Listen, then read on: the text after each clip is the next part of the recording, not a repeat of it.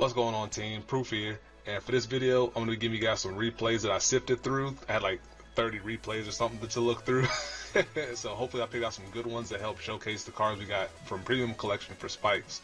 And most of it is based off of the deck that I showed in my last video, but as times have gone on, I tinker with a lot of stuff, so some of the cards that are in some of the other videos might not be the same as the deck list that I featured in the last video, because as I mentioned, it's kind of like a basis to go off of, but I'm always going to be tinkering and testing and trying to find out what's best. So use it as a basis, but always keep doing your own testing. But for these videos, as I mentioned, hopefully that they help showcase what the cards do, and I have 3 or 4 replays that I think are pretty good. So the first one here is going to be against Blue, who's in my Discord channel, and I'm put on setting 3, so hopefully it goes by at a pretty decent clip. But we're going to look at what the cards do and how they perform, and then we're going to see if maybe it was a better option to go into or different route to take as the game goes on. So I know Blue, I know he plays Tachis, and going into it I expected to face Tachis, so I tried and I was going second. Yeah, I was going second, so I held on to Gyro Slinger because against Tachis I want to be more aggressive because I know what they're capable of with their new stride is putting a lot of pressure on me, so I want to put pressure on their hand before they can get to their combo, because it's kind of a combo because they require to retire a set number of things, which they need the hand to do. So that's why I went with this play here with Gyro Slinger, and thankfully I hit a good roll off the top. Kind of a mid roll, not necessarily a low roll or a high roll. So going to my grade 2 turn, I rode into Bouncer here, and I contemplated using his Counterblast 1 skill, but I wanted to, since I was going to be striding soon, I didn't want to be locked out of damage for any reason in particular, and I knew that I wanted to see how it would go using Bouncer for his draw skill, because I don't really use it often. So since I'm trying to test out things to get a feel for, I figured see if there's a different route or an avenue that I want to take. Excuse me.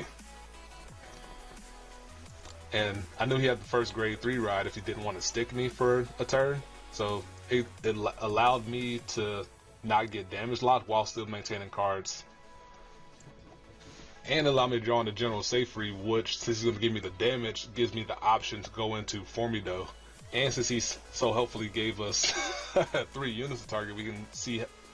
I didn't ask him to do this, honestly. It's just kind of how it played out, because he was trying to test out stuff too to get his best foot forward.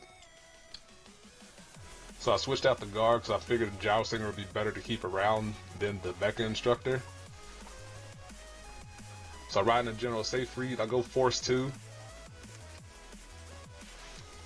And I thought about it for a second, and knowing that I was getting ready to go into Formido, I wanted to put the Force 2 onto the Vanguard, because if I ride in the future and get the free stride option, then I could put it to the rear guard circle.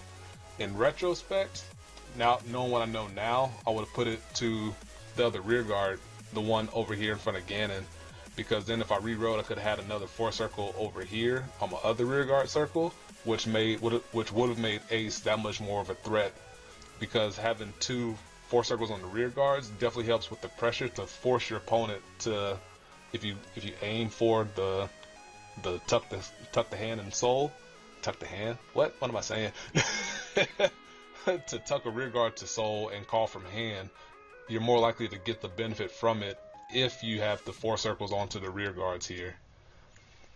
And it pushed him because since he needs to retire some combination of rear guards and gauge to make new gluttony work. So I was able to push him to 5 damage off of that, which is very helpful for me. And he, based on his hand here, he couldn't stride without re-riding first, without losing his pieces. So it took 1 Excel circle off, which is very helpful. He could have dug for it if he was feeling crispy, because he could have rode and then drew into a stride fodder, but that's neither here nor there.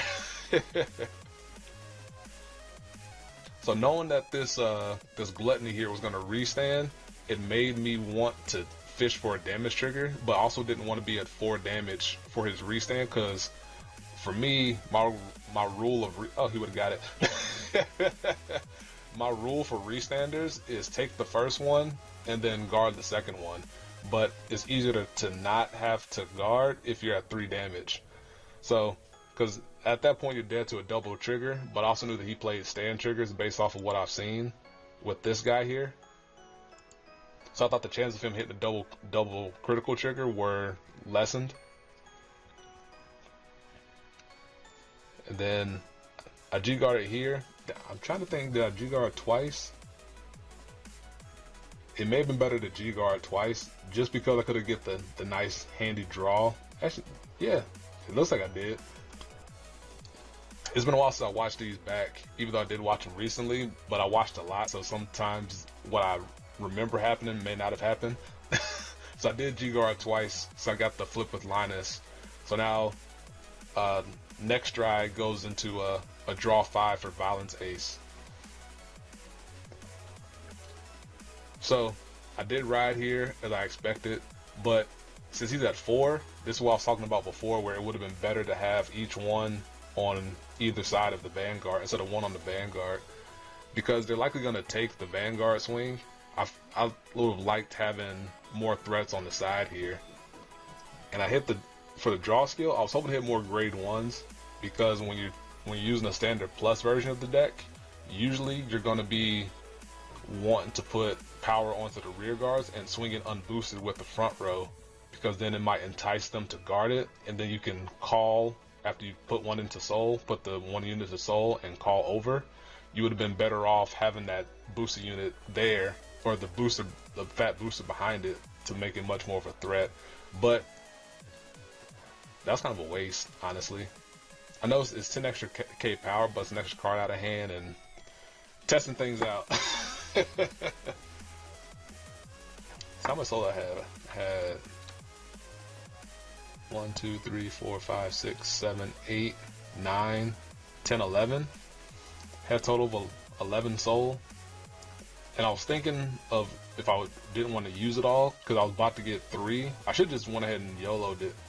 But I was thinking in case I had to call out a Panther here, I wanted to have the Soul Blast available, so I gave it 1 extra one. So just a casual Soul Blast 10, spread 100k around the field. That's what I like to see. So this is 63 2 crit coming at the dome, which, depending on how he guarded it, it would have required him to use 2 cards unless he used his PG here. But then he would have to take Vanguard swing, and then this one would have went in. So unless he had multiple PGs there, he would have been between a rock and a hard place. So he went ahead and took it, but I do want to talk about what would have been the better course of action to do besides doing what I showed here. So under the assumption that he uses PG to 1 card tank it, I would have absorbed these 2 guys, these 2 slot backs over here, boosting my Vanguard by plus 20k, and then, or no, I would absorb these 2, because this one was the fat booster, this one was the 24k, because then if he didn't guard this one or use 2 cards to guard, then I would have had the Juggernaut over here. He would have been replaced by Panther, and then Panther would have more souls to work with, and then he would have been some obscene number. What's it, 24 plus 25, so 49 2 crit, which is still pretty decent. So that's the end of that game. So I'm gonna pause it real quick. I'm gonna come back with the next one. Blue and I played the best 2 out of 3, so I'm gonna show the whole set of that. Alright, formula there was really good, because as you kind of could tell, it kind of 4 for 1 or 3 for 1 our opponent, and we were able to draw a card from it, so it kind of became a +4 off of it, kind of sorta. And since we were playing a best of 3, he has knowledge that Formido is a card now. He might play things differently, because you don't want to walk into giving your opponent so much tempo for not much gain on your side. Excuse me. So that's what I kind of like about Formido, that now that Dark Zone has access to it, it might become a psychological play because your opponent doesn't want to walk into it. And I kind of went with the Spike Bouncer draw option again, because I thought it would be pretty good to help dig in case I needed to go into Formido again, just to have that option available to us. But as you can see here, Blue chose not to commit as hard, so now he's kind of just attacking raw, more or less. And I still get the first stride available to me.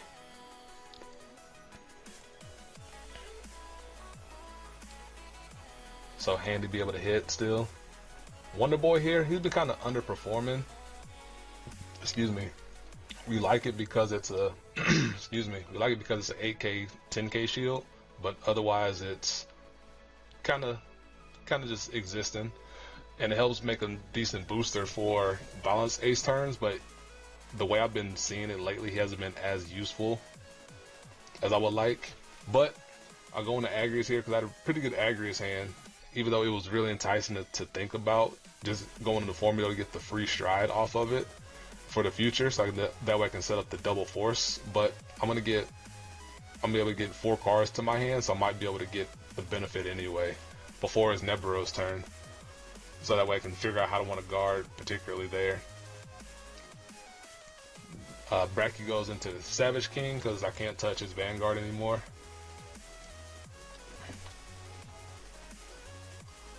So, as I mentioned before, when it comes to restanders, the rule of thumb is I try to stay at 3 damage, which is why I usually choke the first one to fish for a trigger, just because it will help me survive.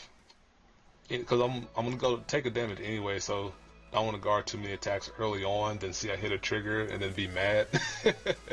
So we'll see how it plays out. But knowing that it's gonna restand and it can easily retire one of my other guys, so it does so much, as I mentioned before. I hate how much it does. You get the retire 2, you get the restand, you get multi attacks with Excel 2 existing. It's really threatening, even though the attacks are kind of small. Like, it's just a lot of them coming at you. So you have to tread lightly when it comes to your garden, which is where balance ace really helps, because you can commit a lot to guard, and then you get to refuel back your hand to help survive in the future, or be able to push through with his other skill, or a combination of both, which is why I'm really enjoying it so far. So his heavy arsons are going to be likely engorged, then retired, then engorged, while being engorged. So then they get to spit out some more units to feed his chain. So with my soul set up here, I have 4 in soul. This Juggernaut's not going to survive. Excuse me. Because, let's see. Yeah, this Juggernaut should die. If it doesn't, then we misplayed that, which is our mistake. But then I have 4 soul to distribute across, yeah, he's dead. Ouch. Ouch. Ouch. I forgot that happened.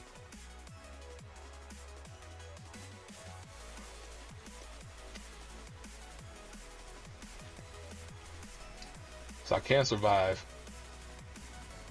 Don't know how to get along. Yes. So survive, stride. I can draw 3.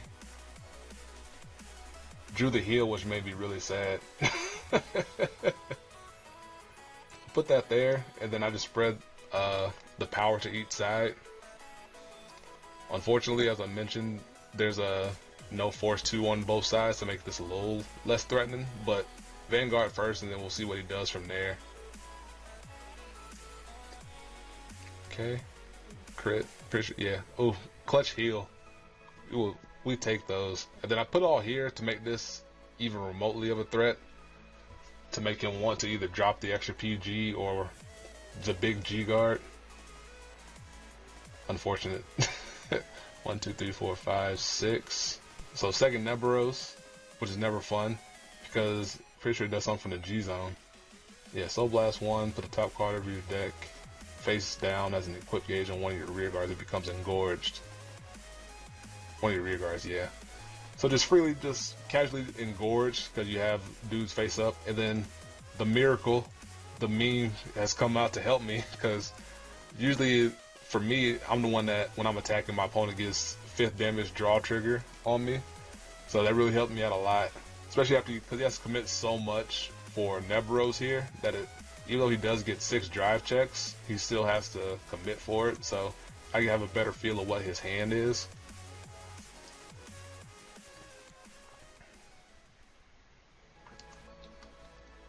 And then Diablo Cannon forces him to discard for it.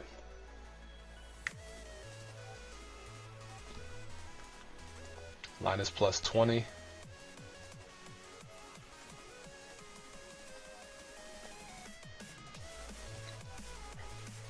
I can guard that. Guard that with that. And then neither of those two can touch me. And then he's, I can use my second Linus to block him. And then I still have some protection to help out against the stand trigger. It's longer than I thought. I might just keep these its own video instead of showing 4 videos. Make them 2 separate videos. Unfortunate that he hit the stand trigger after he retired this guy and brought him back. So I lived, and now I have 9. I could either draw 9, or I can go into Hellheart 8. And I really thought about it too, because I know he had at least one more PG, but then his other hand here, I wasn't sure if a 5-card Hellheart 8 would take it, but after thinking about it, it likely would anyway. But I still have another Jugs, another Bracky, some Panthers in there. It could have worked. Never scratch that. One less, one less Juggernaut. And honestly, it would have been better to throw Hellheart into a rear guard and still give the boost to Juggernaut, because every attack that I had was going to have an additional crit, which meant that he couldn't take any of them regardless. So the better play would have been throw this into rear guard to reduce the chance of him hitting the damage trigger. So that was my misplay there. And then this can go into a rear guard or Vanguard since he was at 5. Yep. Look at that. Past proof learning from, or future proof learning from past proof. Past proof recognizing his mistake. And so it became ingrained. So the timeline is still good. So that was it for that best of 3. Since these went longer than I anticipated, I'm gonna make this its own video as kind of a showcase of the standard plus Violence Ace deck. Yeah. Hope you enjoyed it. It was fun doing these. I need to get back into doing them because I don't know. I need to quit being lazy. But I hope you enjoyed. Thank you so much for 1,900 subscribers. I recently hit that. I saw it not too long ago. I didn't want to make it a big thing because keep the milestones for when they pop up. But I hope you guys still enjoy. Keep sharing the videos out with your friends. I really do appreciate it. And yeah, I'll see you in the next one. So peace. Be easy.